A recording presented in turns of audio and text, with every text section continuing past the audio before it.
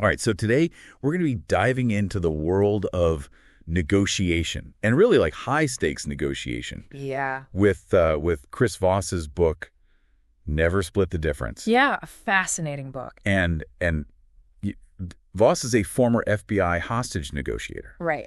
So like he's dealt with some of the most like intense situations imaginable. Yeah, you can't get much higher stakes than that, right? And what's so cool about this book is he takes those lessons and really distills them down into these practical techniques that anyone can use. Right. It's not just for like SWAT teams and hostage situations. Exact for everyday life. Yeah, from like dealing with difficult coworkers to, negotiating a better salary to even like parenting. Totally. Like getting your kids to, do their homework. Yeah. So we're going to kind of like unpack some of the core concepts from the book. All right. And see how we can apply them in our own lives. Okay, great. So to kind of set the stage, Voss actually starts the book with this really compelling anecdote. Yeah. He's at Harvard Law School. Right. And he's there to kind of like, learn from the best in the business world. Yeah, pick up some new techniques. Right. He's thinking, okay, I've been in these like super high stakes situations, Mm-hmm. but maybe I can learn something from how these business folks approach negotiation. Right. And they throw him into this role playing exercise. Okay. And it's a simulated kidnapping. Oh, wow. And they're like, okay, your son has been kidnapped. That's intense. And the Harvard law professors are the kidnappers.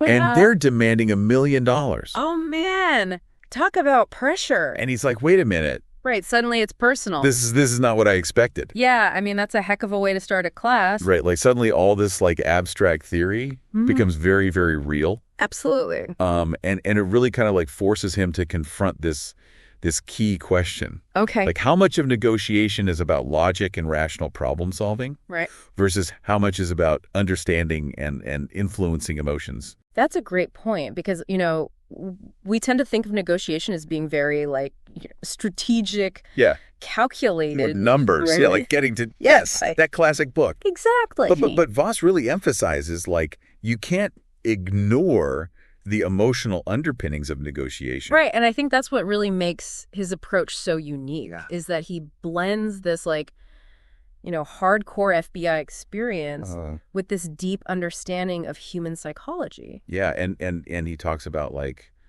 Kahneman and Tversky. Right. Those psychologists who kind of like revolutionized our understanding of decision making. Yeah, system one thinking. Right, all those like cognitive biases and those irrational emotional responses. Right, the stuff that happens in the blink of an eye. Yeah, and he's like, you can't just pretend that those things aren't happening. No, absolutely not. Like you have to factor them in. Totally. And it's interesting because the FBI itself went through this kind of evolution. Oh, like they started out very much influenced by those rational models. Okay. Like getting to yes. Mm-hmm.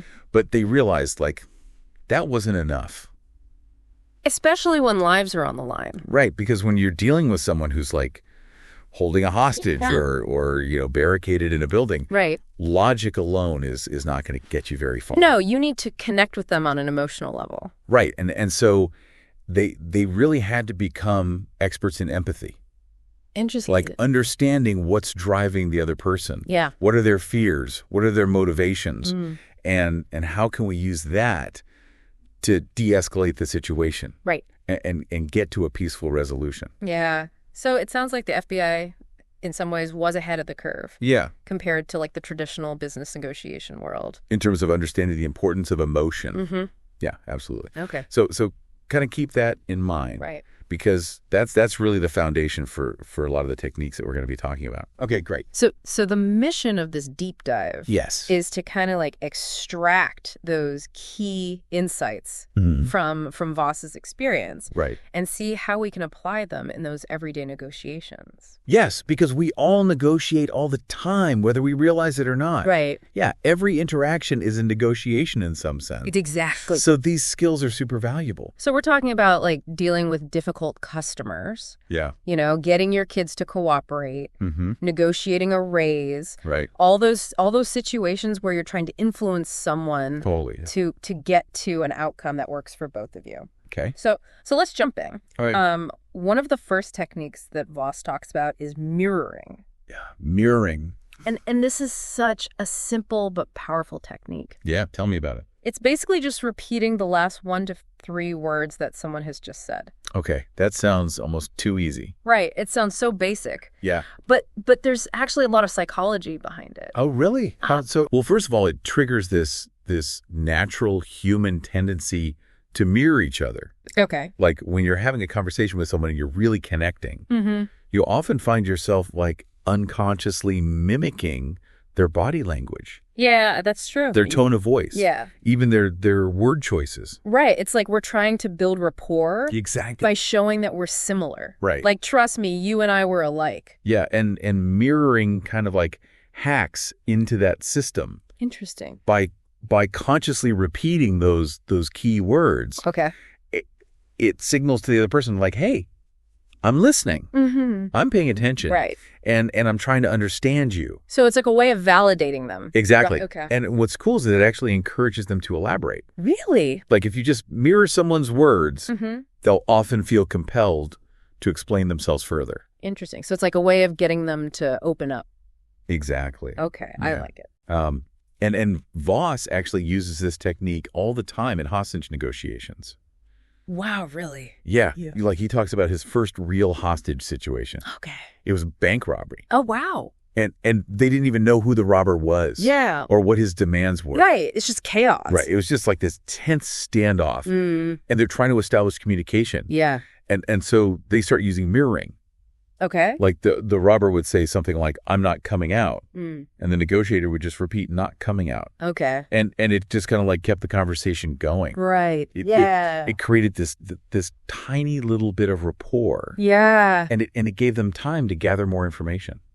That's fascinating how just those few repeated words can have such a powerful effect. Right. Okay. And what's so cool is that you can use mirroring in all sorts of everyday situations. Oh, I'm sure. Like let's say you're dealing with a difficult customer service rep.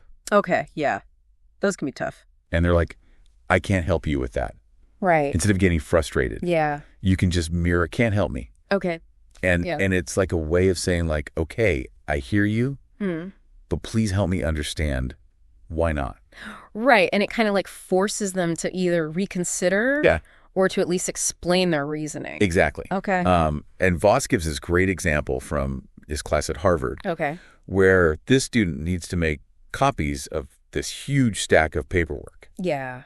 And her boss is like super old school. Okay. He wants everything on paper. Right. And she's like, but that's so wasteful. Yeah. Why can't we just like make digital backups? And he's like, nope, we need 2 paper copies of everything. Oh, okay. And so instead of arguing with him, she just mirrors 2 copies. Okay. With this kind of like inquisitive tone. Right. And he's like, yeah, that's fine. Just store them anywhere.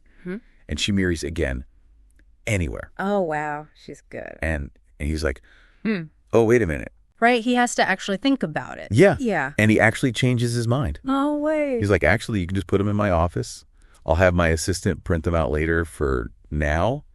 Just make digital backups. Wow. That's amazing. Yeah. Just by mirroring his words. Right. She completely changed his mind. And Voss really emphasizes like the intention behind mirroring is to say, okay, please help me understand. Right. It's not about like mindlessly repeating words. Yeah. It's about showing that you're listening and that you're trying to see things from their perspective. And it's so much more effective than just saying like, what do you mean?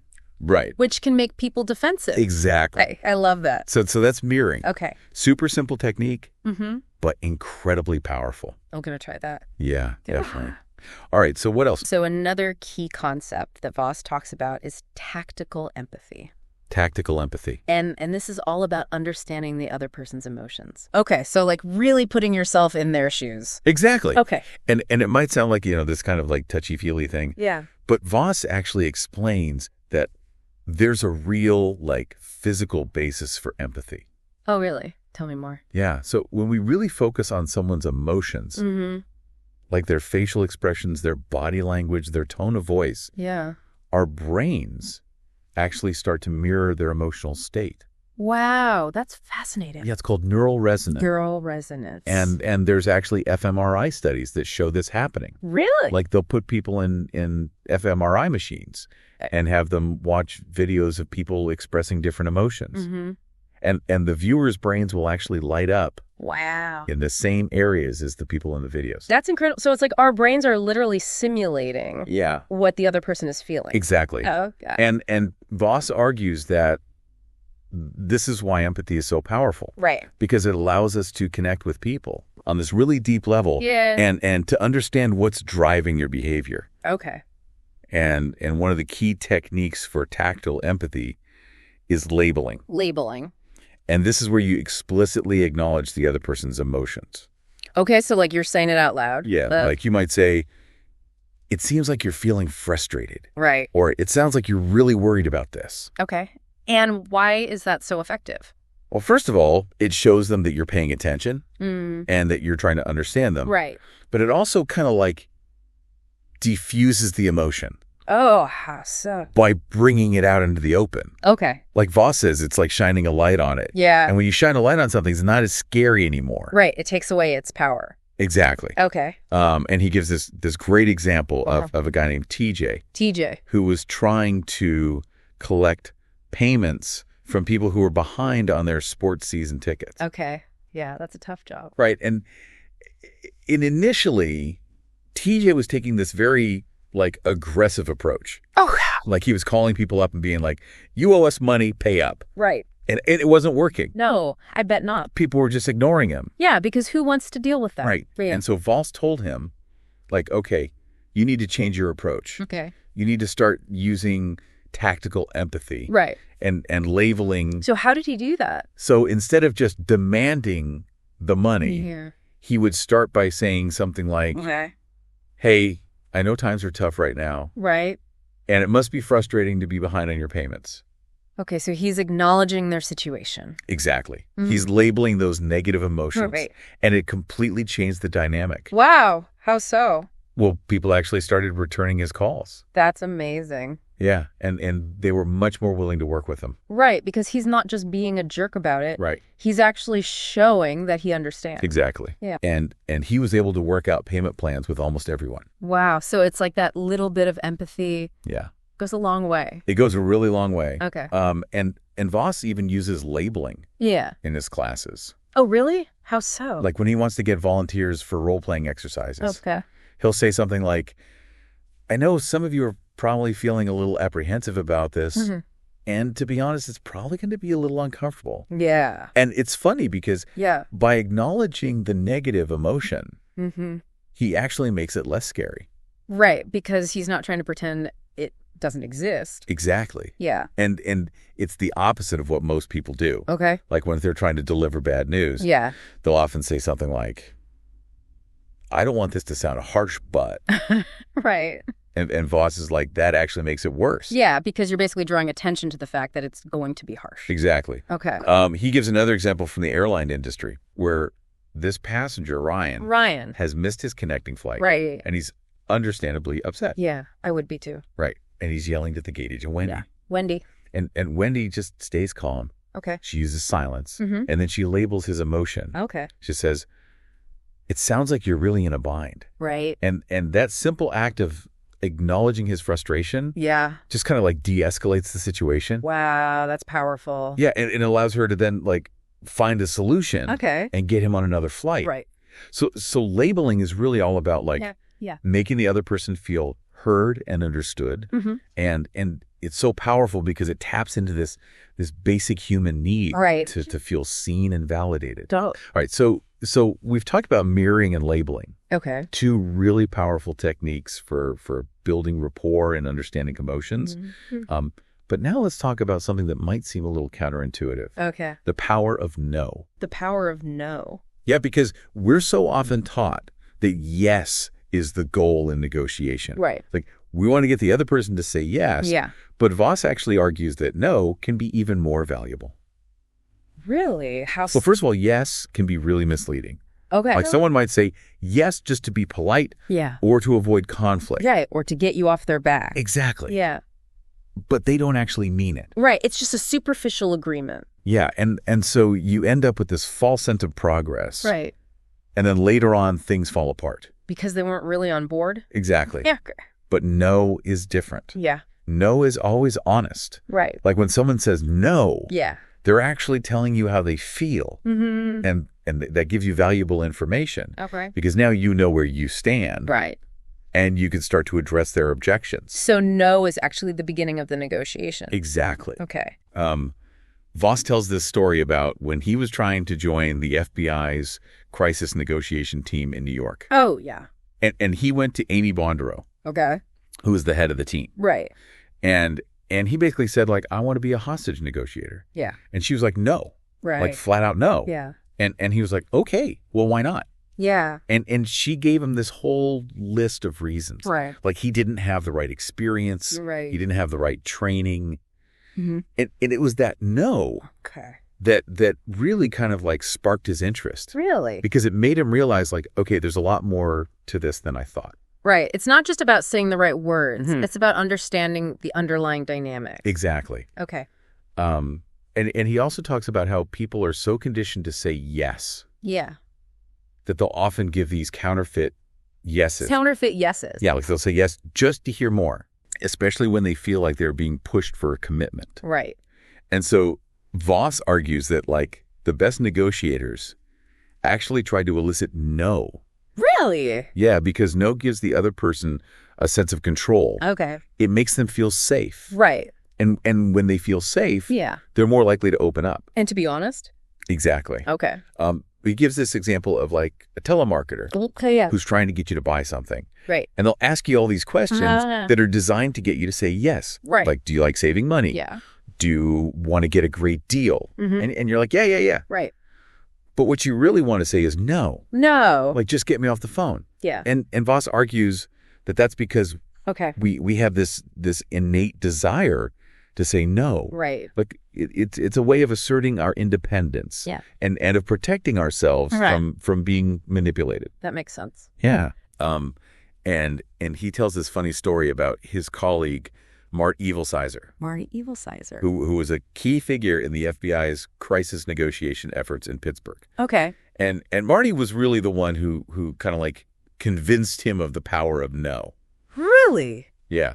And she actually did this experiment. Okay. Where she had a group of people test out a fundraising script. Okay. That was intentionally designed to elicit no responses. Wow, that's interesting. Yeah, so like they would call people up and they would say things like, okay, do you think our country is headed in the right direction? Right. And of course, most people would say no. Yeah. And then they would ask another question designed to get a no. Okay.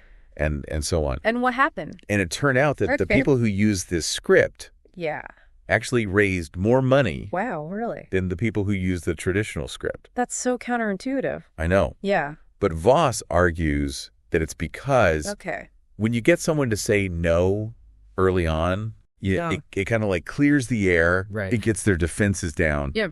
And it makes them more receptive to what you have to say. Okay, I'm starting to see the power of no. Yeah. And he also connects us back to hostage negotiation. Okay.